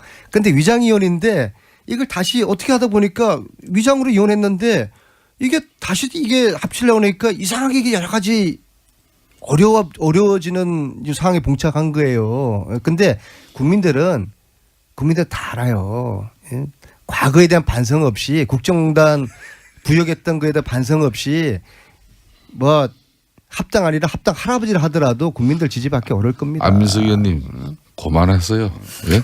참 그 최순실의 국정농단 그 분노는 국민들 여전합니다. 그 분노를 계속 살려나가야만이 이 정권의 국민적 여론과 지지를 등에 업고 국정 운영을 더 원활하게 할 수 있는 분명히 그런 큰 장점은 있습니다만은 언제까지 이렇게 적폐청산이라는 미명하에 과거를 가지고 이렇게 앞으로 미래를 위한 국민 대통합을 그런 그 통합의 시대를 갖다 주창해야 될 어제 죄를 벌하지 않는 것, 내일의 더 큰 범죄에 대한 용기를 주는 어리석은 짓이다. 처럼 이런 참모들이 주변에 많으니까 알베르 까미. 대통령께서 더 큰 이렇게 김성태 의원님. 네? 대한민국의 통합을 해나가지 못하는 그런 아쉬움이 있다는 걸 아셔야죠. 오랫동안 정치 구단이라는 별명으로 불리신 분입니다. 박지원 전 국민의당 대표 나오셨습니다. 안녕하십니까? 안녕하세요. 네. 목소리가 좋으신 거 보니 기분이 좋으신가 봅니다. 요즘 잘 돼가잖아요. 제가 미워하는 MB가 곧 구색되게 돼 있다. 다스는 누구 겁니까? 국감에서 여러 번 물어보셨더라고요. 예. 아직도 몰라요? 해벌리 PC는 누구 겁니까? 최순실 거죠. 예. 예. 그건 안 해. 네. 다스는 누구 겁니까? 이 MB 거라고 지난주에 말씀하셨죠. 예. 자기 더 고소 안 달래. 다스는 MB 겁니다. 해벌리 PC는 최순실 거고. 예. 시원시원하게 말씀해 주시고. 옛날 나라는 박근혜 거고. 국민의당은 누구 겁니까? 당원 겁니다. 바로 그 말씀 드리니까 갑자기 생각난 건데 어젠가 그저께 안철수 대표가 인터뷰를 했는데 문재인 대통령은 이제 경쟁 상대가 아니다. 선거가 다 끝났기 때문에 이렇게 말씀하셨어요. 처음부터 아니었어요. 처음부터 아니었어요. 아니 그걸 이상하게 듣지 말고 대통령이 당선되면은 대통령이지 문재인 대통령도 다음 대통령 안 나와요. 그렇기 그렇죠. 때문에 경쟁 상대가 아니고 일단 선거 결과에 승복을 하고 당선된 대통령에게 협력할 것은 협력하고 야당으로서 지적할 건 지적해야지 무조건 나쁘다고 하면 안 돼요. 근데 제 장점이 뭐냐? 네. 잘하는 건 잘한다고 하고 네. 못하는 건 못한다고 하고. 박지원 같은 사람이 없어요. 아니 근데 이런 질문이 나온 이유가 안철수 대표가 선거 다 끝났는데 마치 지금 대선 경선하는 것처럼 계속 문재인 대통령만을 향해서 발언을 쏟아내니까 아무래도 기자들이 그런 질문을 했겠죠. 근데 거기에 대해서 이제 경쟁 상대가 아니다. 선거가 다 끝났기 때문에 이런 답변이 6개월 있다가 나왔다는 게 신기하다는 거죠. 예. 야, 처음부터 그렇겠죠. 아니 지금 12월에 대선 없다는 걸 11월 돼서 깨달은 게 아닌가 싶기도 하고요. 그냥 공장장은 안철수. 처음부터 아니었어요. 재밌는 답변이었습니다. 아주. 자, 시정 연설은 어땠습니까? 어제 기왕 있었던 어제 큰일이니까. 어제 제가 그 자리에서 SNS에 올렸었는데 제가 볼 때는 감동적으로 잘했어요. 그 도입 부분에 말이죠. IMF 외환 위기를 당해서 우리 국민이 당했던 눈물 그리고 국복 과정에서 근무기 등 국민 총화를 이루는 그걸 탁 도입하는 것을 보고 그때 주역이셨잖아요. 그때 대표님이. 그렇죠. 제가 IMF 극복하는데 은메달 딴 사람이죠. 그런데 야, 진짜 저건 누가 썼는지 누가 저렇게 연출을 했는지 참 잘했다. 저건 바로 IMF 외환 위기를 가져온 세력이 오늘의 적폐 세력이에요. 그렇죠. 역사가 오래됐습니다, 사실. 그렇죠. 그리고 그렇게 근무기 등 국민 통합을 이루어서 극복한 세력이 우리란 말이에요. 또 민주당이란 말이에요. 지금은 또 갈라져 있지만. 그렇기 때문에 다 그렇게 도입하면서 문재인 나도 이러한 과정을 겪어서 지금 현재의 어려움을 극복하겠다. 그런 의지를 보여주는가 하면은 대북 정책에 대해서는 DJ의 베를린 설은 순서만 바뀌었지 너무나 감동적으로 잘하더라고요. 그건 잘하는 거죠. 그렇게 받아주셨군요. 그런데 개헌 문제. 그건 지금 현재 대통령께서는 자꾸 지방 분권만 강조를 하는데 국회나 국민은 권력 구조 분권을 요구하고 있는데 거기에서 좀 앞으로 상당한 토론이 필요하다. 그리고 부자 증세 없는 세수 증대는 서민과 영세상인 월급쟁이들한테 고통을 너무 강요하는 것 아닌가 그런 생각 가졌어요. 그런데 잘했어요. 잘한 건 잘한 거예요. 전반적으로 잘했고 그런 부분이 훌륭했어요. 좀 걸렸다. 이건 어떻게 평가하십니까? 최근에 중국과 사드 문제가 이제 뭐 아직 완전히 해결됐다고 말할 수는 전혀 없고 이제 어쨌든 서로 잘해보자 봉합 국면에 들어선 것 같은데 여기 대해서 야당에서는 보수 야당에서는 일단 구력외교라고 하잖아요. 저는 왜 구력외교라고 하는지 잘 이해가 안 가는데 요 대목은 어떻게 평가하십니까? 잘했어요. 그것도 잘한 겁니까? 외교는 다 얻을 수 없습니다. 그리고 우리는 대한민국은 도랑이든 소예요. 미국 풀도 먹어야 되고 중국 풀도 먹어야 됐는데 우리나라 지정학적으로 미국, 일본, 중국, 러시아 세계 초 4대 강국에 둘러싸여 있는 나라인데 여기에서 줄타기를 잘하는 게 외교예요. 어떻게 미국도 만족시키고 중국도 만족시킬 수 있어요? 100%는 안 되죠. 안 되죠. 그런데 이렇게 해결해 나가고 또 문제가 있는 것은 또 그대로 남겨놓으면서 해 나가는 것이 외교지. 그래서 구동존이라고 할 거예요. 그런데 그 비난하는 사람들은 구동존이가 무슨 말인지 모를 거예요. 이거 어떻습니까? 최근에 이런 똑 잘라서 요 대목만 한번 여쭤볼게요.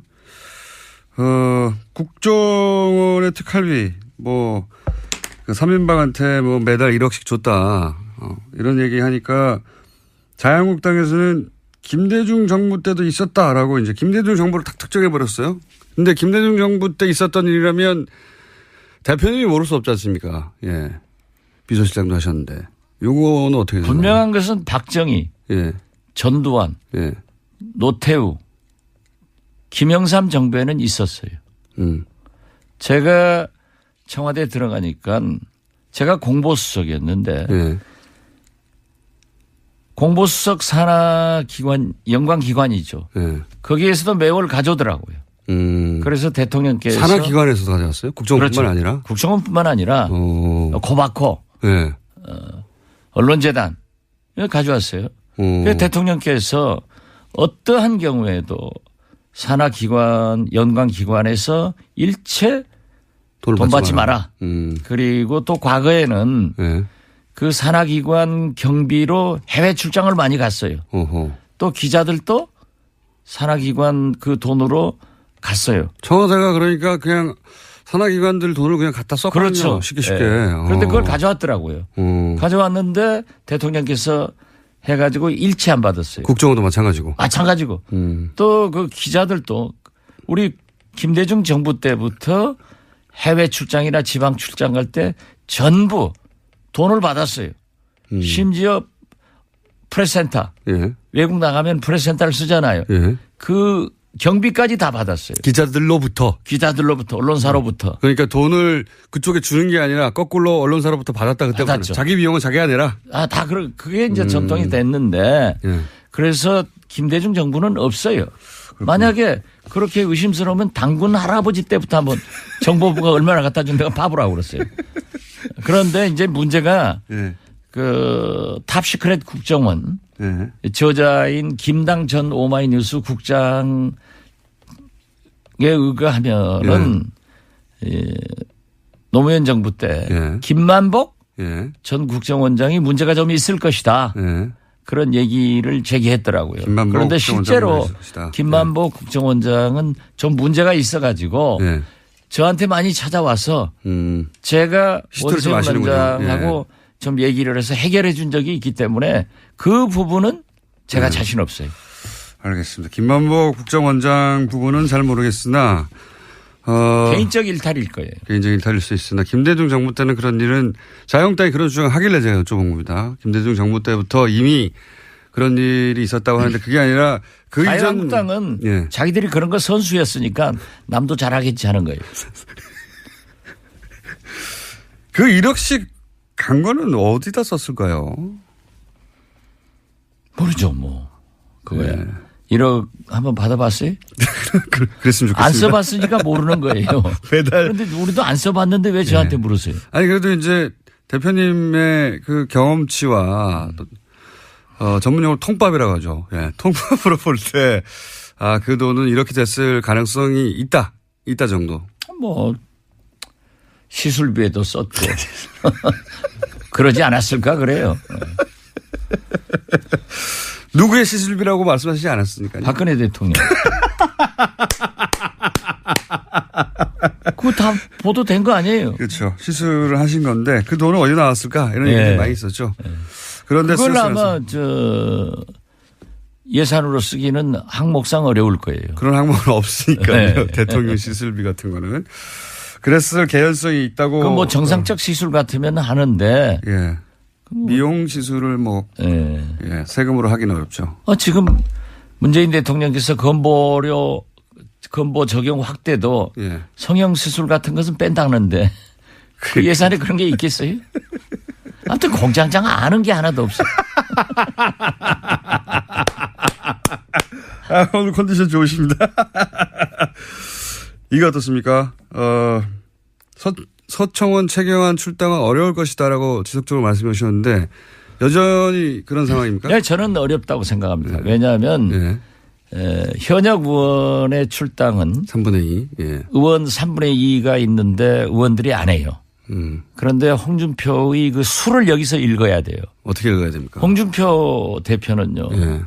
박근혜 대통령은 평당원이기 때문에 윤리위원회에서 열흘만 넘으면 자동적으로 출당이 되는데 서청원, 최경환 두 분은 3분의 2가 돼야 되니까 안 되는 걸 알고 있어요. 그렇지만은 친박을 나는 청산하고 있다. 하는 의지 표명. 그걸 국민에게 제스처로. 특히 바른정당에게 보여주는 거예요. 그래서 제스처다. 바른정당 의원들이 들어오면은 원내 의석수는 최경환, 서청원도 포함되기 때문에 제1당을 만들려고 하는 수예요. 그리고 이거 또 한 가지는 이런 방법도 있지 않겠습니까? 뭐 한 7명 이상, 뭐 한 10명까지도 얘기하던데 그 숫자가 만약에 들어오면 어차피 서청원, 최경환 두 양반은 당사자니까 의총 때 요산을 의견할 의총 때 못 들어오니까 두 사람 빠지고 한 7, 8명 들어가서 한 10명 늘어나고 하면 그때는 출당 가능하지 않겠습니까? 저는 그렇지 않으려고 봐요. 그래도 어렵다. 일사부재리도 있고 네. 또 거기다 서청원, 최경환 저하고 개인적으로 가까우신 분들인데 네. 그분들이 거기 남아 있어도 네. 정상적인 정치 활동이나 당내 활동이 어려워요. 네. 놔두면은 의석수는 많고 네. 정치자금 배당도 많이 오고 그 뭐 괜히 친박들하고 갈라질 필요 없단 말이에요. 네. 그렇기 때문에 저는 제스처만 할 것이다. 네, 제스처만 하고 네. 역시 홍준표 대표의 수를 네. 청와대나 민주당은 못 당한다. 오로지 박지원만 당할 수 있다. 아니 그것은 제가 한 얘기가 아니고 예. 홍준표 대표가 예. 300명 국회의원 중 박지원만 무섭다. 본인이 그렇게 얘기하더라고요. 그건 사실입니다. 아니 저는 예, 그건 사실입니다. 홍준표 알아줘야 돼요. 제가 어제 보세요. 예. 어제 보세요. 대통령한테 딱 안 가다가 국회 오니까 왔으니까 아 여기서는 오셨네요 하니까는 국회니까요. 자기가 국회의원이라는 걸 자랑한 거예요. 예. 홍준표 대표는 국회의원이 아니죠. 아닌데. 예. 그러니까 국회를 내가 장악하고 있다. 이걸 그런 메시지다. 그 말씀 하시니까 홍준표 대표를 제가 사석에서 몇 년 전에 만났을 때 사석에서 만나면 이제 이런저런 정치인들 얘기하는데 박지원 대표님 얘기가 나왔어요. 그때. 그랬더니 대뜸 하는 얘기가 그 양반을 건들지 마라. 아, 박지원은 요물이다. 그 워딩입니다. 사석에서 나왔던 그 양반을 건들지 마라. 그랬던 적이 있습니다. 서로 인정하는군요. 그 대목에 있어서는. 네. 저는 뭐 요물과 홍준표를 요물인가요? 지금 건드려봐야 건드려봐요. 제가 문재인 대통령 도와줄 필요가 없거든요. 이제이라 오랑캐의 칼로 오랑캐를 치는 거예요. 그런데 국민의당에서 녹취록이 툭 튀어나왔지 않습니까? 녹취록 이야기가. 그건 이용주 의원한테 물어보라니까 왜 자꾸 저한테 물어보세요.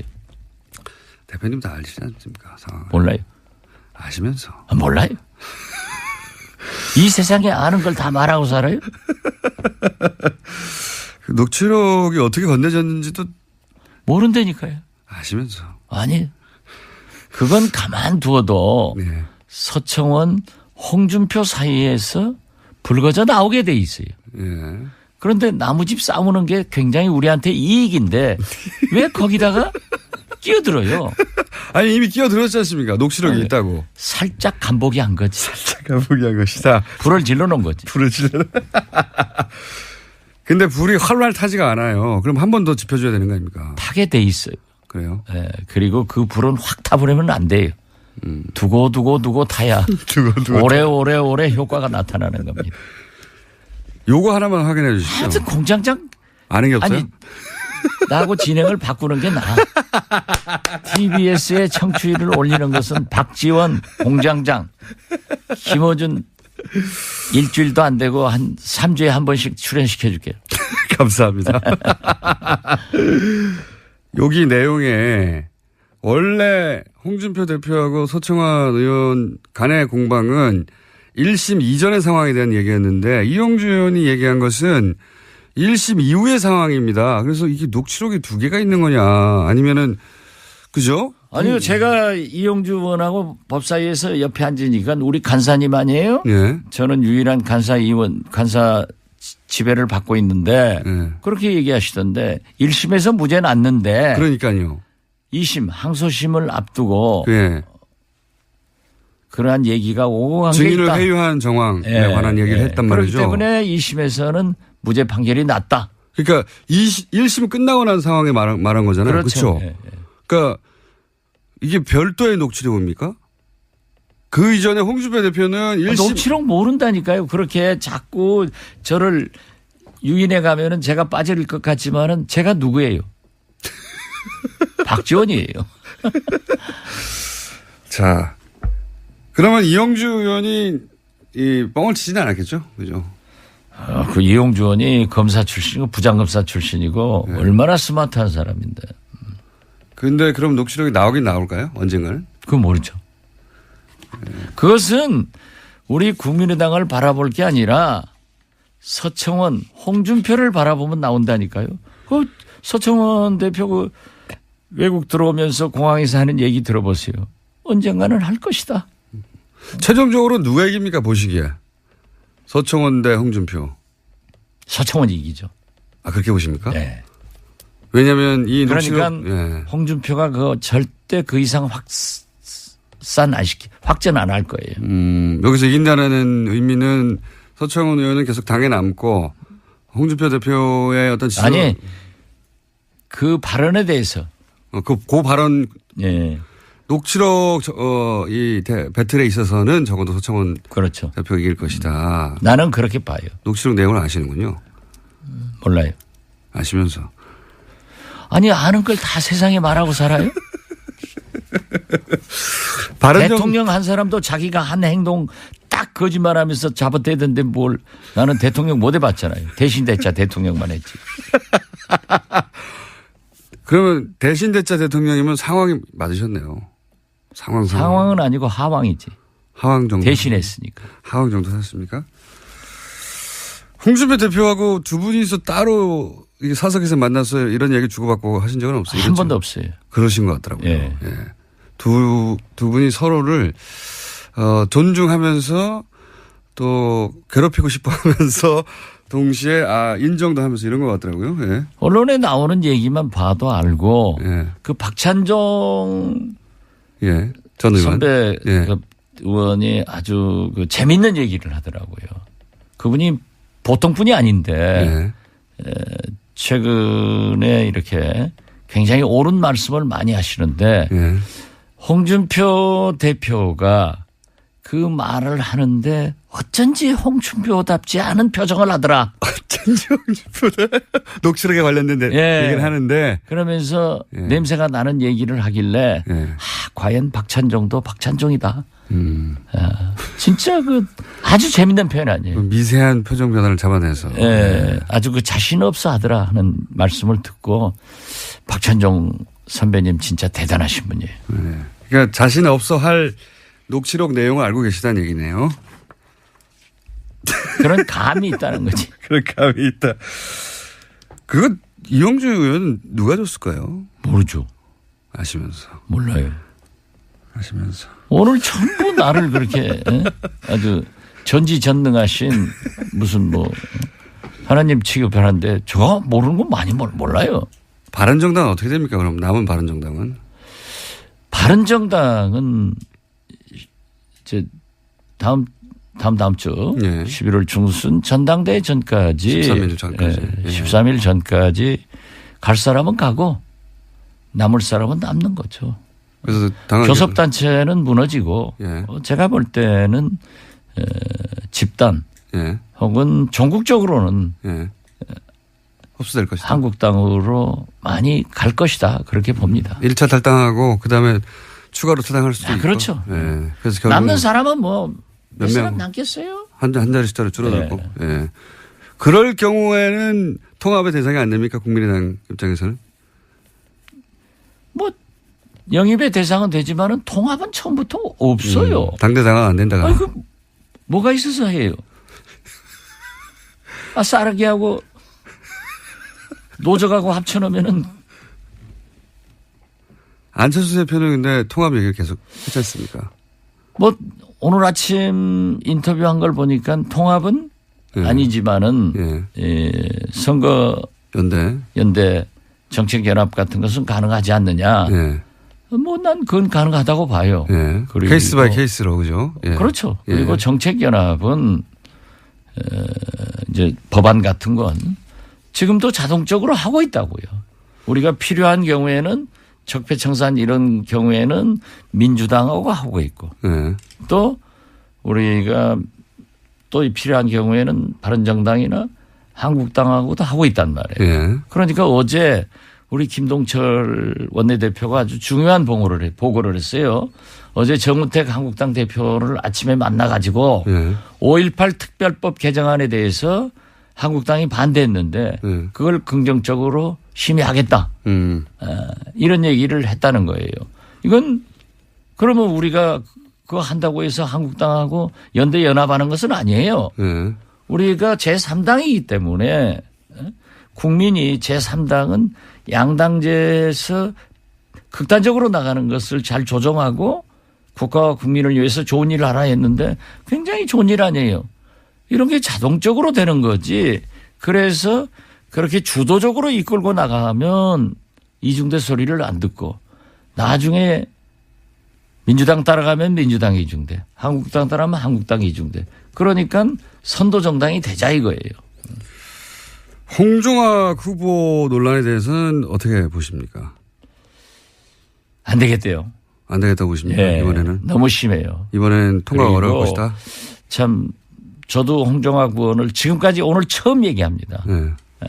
좋아했고 네. 저하고도 비교적 가까운 분인데 네. 시민운동 학자로서 네. 너무 표리가 부동해요. 표리가 부당한 판단하신다. 네. 그리고 그 부인이 또 문체부에 네. 자기가 무슨 발레인가를 했대요. 네. 뭐 자리를 내놔라 하고 굉장히 괴롭혔대요. 이런 그런 것들이 건들이 있다. 예, 지금 이제 터져 나오는 것 같아요. 뭐 청문회에서 해명할 건 해명하겠지만 어쨌든 지금 현재 상황 저는 네. 문재인 대통령께서 이렇게 높은 지지도 훌륭한 시정연설 이런 걸 했으면은 그렇게 문제가 있으면은 바로 설득을 해서 자기 자진 사퇴를 하든지 임명 취소를 해주는 것이 훨씬 더 좋은 대통령이지 안 되는 걸 밀어붙여가지고 틀림없이 저는 그럴 것 같아요. 청문회에서도 문제가 되면은 그대로 임명 강행해버리면은 오만으로 보이는 거예요. 알겠습니다. 고사안을 그렇게 보시고 자 시간이 거의 다 됐는데 홍종학 안 된다 하니까는 공장장 목소리가 확 작아지네. 아닙니다. 네. 시간 실제로 다 됐습니다. 실제로 다 됐는데 근데 또 일주일 기다려야 되니까 오신 김에 짧은 질문 단답형으로 두 가지만 더 드리면 유승민 후보의 대선 후보로서의 가능성은 여전히 살아있는 겁니까? 본인. 네. 본인 생각에는 살아있겠죠. 안철수 대표의 대선 후보로서의 5년 후의 가능성은 여전히 살아있습니까? 그것도 본인이 강력하게 원하기 때문에. 네. 본인 생각에는. 국민의 생각은 앞으로 4년 후에 어떻게 변할지 모르죠. 그리고 그 두 분이 다 어떻게 국민 속으로 들어가서 언행을 하느냐에 달려있지. 그렇긴 한데. 제가 생각하면 제가 해야 되는데. 근데 제 말은 지금까지의 어떤 쌓아온 커리어나 하는 정치적 판단으로 볼 때 그 자질로 보아 쉽지는 않을 것 같다라든가 그런 감이 있지 않습니까? 그 감이 또 대부분 맞잖아요. 예. 그 감을 여쭤보는 거죠. 미래는 아무도 모르지만. 내일모레 만나면 국회에서 뭐라고 하겠어요. 잘 하도록 해야지. 여기까지 하겠습니다. 네. 오늘 컨디션 좋으신데 시간이 너무 짧네요. 시간 저희 좀 늘리도록 하겠습니다. 앞으로. 예. 감사합니다. 지금까지 아직 코너 제목이 안 만들어졌습니다. 예. 많은 코너 제목들 보내주십시오. 요요 커플 하나 나왔고요. 예. 제가 요괴로 불리거든요. 시사 요괴. 그래서 요물로 불리기 때문에 요요 커플 후보입니다. 자, 국민의당 박지원 전 대표였습니다. 감사합니다. 네, 감사합니다. 오빠, 우리 어디 가는 거야? 정수가지. 와, 우리 말 타러 가는 거야? 그렇게 좋아? 고민하지 말고 장수로 오세요. 온 가족이 즐기는 승마 체험과 국내 최대 도시건축가 김진애 박사님 나오셨습니다. 안녕하십니까? 네, 안녕하세요. 네, 오늘 저희가 시간을 약속한 만큼 확보했습니다. 거짓말도 잘 둬요. 원래 확보한 거는 원래 약속이 17분이었어, 1년 전에. 근데 점점 줄더니 이제는 12분만 돼도 막 그냥 생색을 내시는 이 공장장. 10분이 넘어가겠습니다. 더군다나 특히 목요일 날은 글쎄, 이걸 표현을 어떻게 하면 하여튼 블랙스타들이 너무 많이 나와. 블랙스타들이 김성태, 박지원 블랙스들이 너무 많이 나와가지고 저는 그냥 완전히 쪼그라져 있는데 시간마저 쪼그라들면은 너무 그렇습니다. 네. 밖에서 기다리시면서 박장대소를 하면서 방송을 들으시니까. 네. 재밌어요. 자, 권력과 건축 이런 주제로 지금 몇 주째 하고 있는데 지난주에는 이제 노무현 전 대통령까지 왔습니다. 봉화사저. 봉화사저에 대해서 얘기를 했죠. 사실 지난번에 얘기하고 난 다음에 오신 분도 많고요. 메시지도 엄청나게 받았고요. 네. 또 책 쓰자고 또 그러는 사람. 뭐 하여튼 간에 굉장히 많이 받고요. 많은 분들이 또 그 두 분의 그 하여튼 너무 일찍 가심과 그 두 분의 케미에 대해서 굉장히 좀 반가워하고 많이 그러셨어요. 근데 두 분의 이제 그 궁합을 얘기를 드렸는데 그러니까 지난번에 전 대통령도 건축하신 분도 돌아가셨으니까. 네. 예. 봉화 사저를 이제 설계할 건축가를 고를 때 물론 건축가가 물론 건축주의 마음에 들어야 됩니다. 그거는 이제 제가 지난번에 얘기 드린 면접을 코드 봐서. 예. 면접했을 때 하여튼 이거는 불편한 집이 되는 게 좋다. 이게 이제 그거 참 지금 특이한 근데 발상이에요. 거기에 이제 꽂힌다는 대통령도 이상하거든요. 두 사람 다 좀 이상합니다. 집이 불편해야 돼. 그랬더니 맞는 말이다. 두 양반 다. 그런가 하면은 솔직히는 뭐 건축주도 건축가 마음에 들어야 됩니다. 사실은 이게 뭐 사실은 뭐 돈만 받는다고 설계할 수 있는 건 아니거든요. 자기 집은요. 건축 철학을 이해해 주는 사람하고 일하고 싶죠. 그럼요. 근데 예. 이제 그 노무현 대통령은 왜 그 정기영 선생의 마음에 들었을까? 네. 거꾸로 그게 이번에는. 거꾸로. 예. 그거는 이제 바로 이거예요.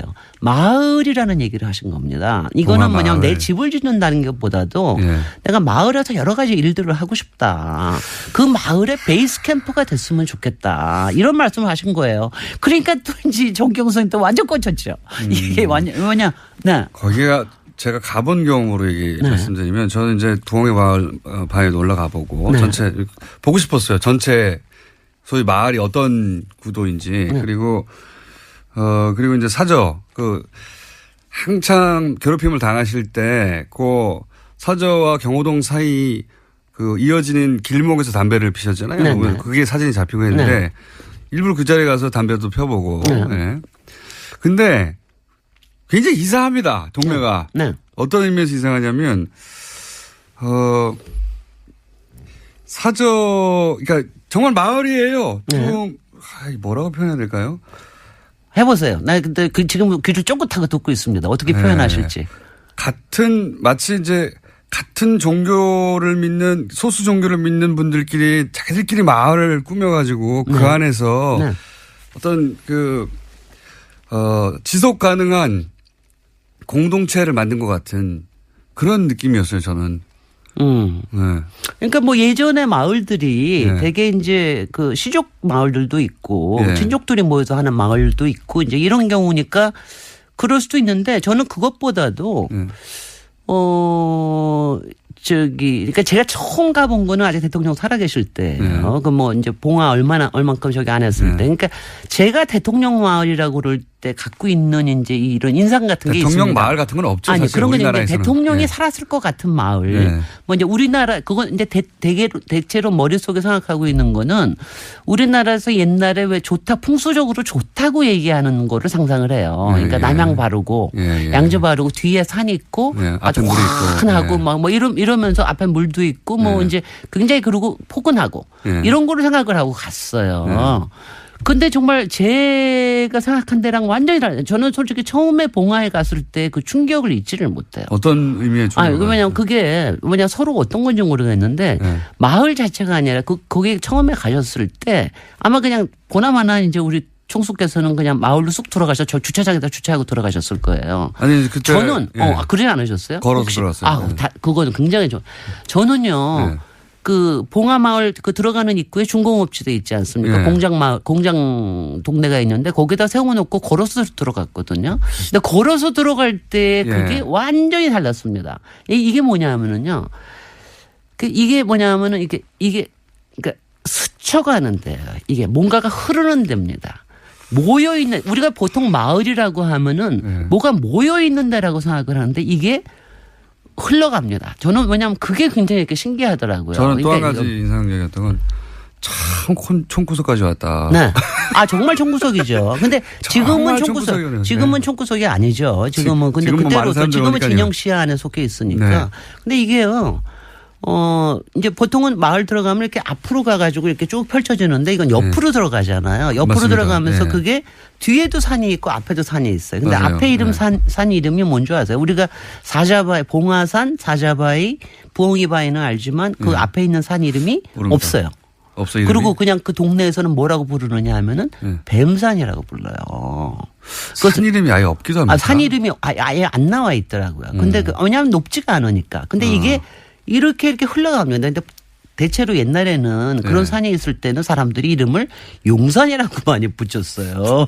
너무 작으니까 뱀. 근데 작으니까 뱀인데 이게 흘러가는 굴곡이 보이는데 저는 산세를 보고 그런 느낌. 산세를 보는 산세와 그 앞에 쭉 펼쳐져 있는 평야, 노란 평야 이게 그리고 가운데로 확 이게 흘러갑니다.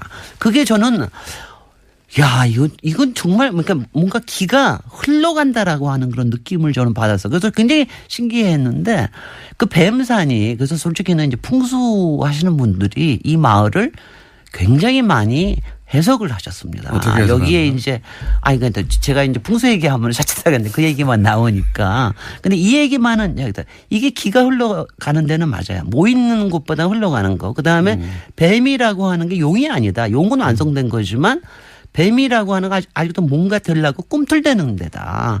거기서 뭔가를 여유주를 잡으려고 하는 이 야망과 이런 게 여기서 자라났다. 뭐 이런 얘기를 하고 하는데. 대통령이 났다고 하니 대통령이 근데 그것도 정말 거겠죠. 풍수 하시는 분들이 대통령이셨을 때 해석하는 거와 대통령이 돌아가시고 난 다음에 해석하는 게 또 달라집니다. 그렇죠, 당연히. 그런데 이제 뭐냐면 제가 얘기 드리고 싶은 거는요. 그 봉화라는 거를 이제 삶의 공간으로 보는 거하고 그 다음에는 이제 사실은 어떤 기의 공간 이런 거로 보는 거하고 두 개가 다 있을 거예요. 우리가 특히 돌아가시고 난 다음에 삶의 공간으로 보신 건 그게 바로 대통령께서 보신 겁니다. 마을에 가시자마자 하신 일이 화포천에 가서 그 앞에 이제 천이 흐르는데 화포천에 쓰레기 줍는 일부터 하셨어요. 오리농법으로 오리농법 하셨어요. 그다음에 앞에 조금만 야산에다가는 장군차 심기 시작하셨어요. 그리고 여기가 감이 유명하니까 감 가지고 뭐 어떻게 영농조합을 해볼까 뭐 이런 등등의 그러니까 마을의 어떤 말하자면 새로운 미래 이런 거를 좀 만들어 보려고 하는 이런 삶의 공간으로서의 봉화에 대한 생각. 그다음에는 제가 앞에 얘기한 대로 이게 확실히 기가 있습니다. 그러니까 어느 마을마다 어느 공간마다 기가 있거든요. 그 기가 저는 이렇게 생각하게 돼요. 왜냐하면 저는 제가 노무현 대통령을 좋아하고 이런 이유가 뭐냐면요. 제가 앞에서 흘러간다고 그러니까 본인이 내가 이걸 다 담을게라는 얘기를 하신 적이 한 번도 없습니다. 저는 그게 좋더라고요. 그러니까 어떤 점에서 굉장히 겸손하신 거예요. 대신 끊임없이 움직이자. 그리고 세상을 움직이는 거는 계속해서 우리 움직이는 우리의 힘으로 이게 간다라는 이제 이런 얘기를 하신 철학과 더불어서 봉화마을에 바로 그런 길을 담고 있는 데다. 이런 생각을 하면서 제가 사실은 봉화의 그 묘소 이제 지금으로 봐서는요. 봉화의 묘소가 이렇게 삼각형으로 되어 있습니다. 이렇게 산 위에서 찍은 사진을 보시면 알지만 저쪽에서부터 쭉 들어오면서 그 이제 봉화 그 노란 들판이 펼쳐지면서 거기에 이제 노무현 대통령 얼굴도 그리고 이제 벼 가지고 그리고 이러면서 쭉 오면 그러니까 삼각형으로 꽃갈 모양으로 돼 있어요. 꽃갈 모양으로 해서 거기서부터 오면은 이게 뭘 받아내는 것 같이럼 돼 있어요. 그래서 거기에 거기 있는 박석이 말하자면 어떤 클라이맥스를 보여주는 것처럼 이렇게 돼 있는데요. 건축가는 그런 걸 보는군요. 그러니까 이게 뭐냐면 뭐냐면 이런 기의 흐름을 느낀다고 하는 게 굉장히 중요한 거예요. 저는 그런 건 아니고 저는 그런 건 볼 안목이 없고 제가 느낀 거는 느끼긴 하셨을 거예요. 보시진 않았더라도. 네. 야 정말 시골이구나. 여기까지 지금도 가기가 쉽지 않고요. 사실은 교통도 불편하고 그때는 더 어려웠죠. 예. 본인이 정말 은퇴한다고 생각하고 진짜 은퇴의 마음으로 여기까지 왔구나. 그렇지 않고서는 삶의 미래를 생각을 하시고 오신 거예요. 그러니까요. 그러지 않고서는 갈 수 없는 곳이에요. 너무 구석에 처박혀 있고요. 글쎄 말이죠. 이거는 뭐 정치인들이 보통 대중을 떠나는 걸 두려워하거든요. 아니 그래서 이분은 진짜 은퇴를 한다고 정말로 마음먹고 왔구나. 아니 근데 은퇴하고 또 가셨는데 그래서 저도 가끔 그 생각을 하는데 거기를 우리가 너무 많이 찾아간 게 잘못됐었나 보다.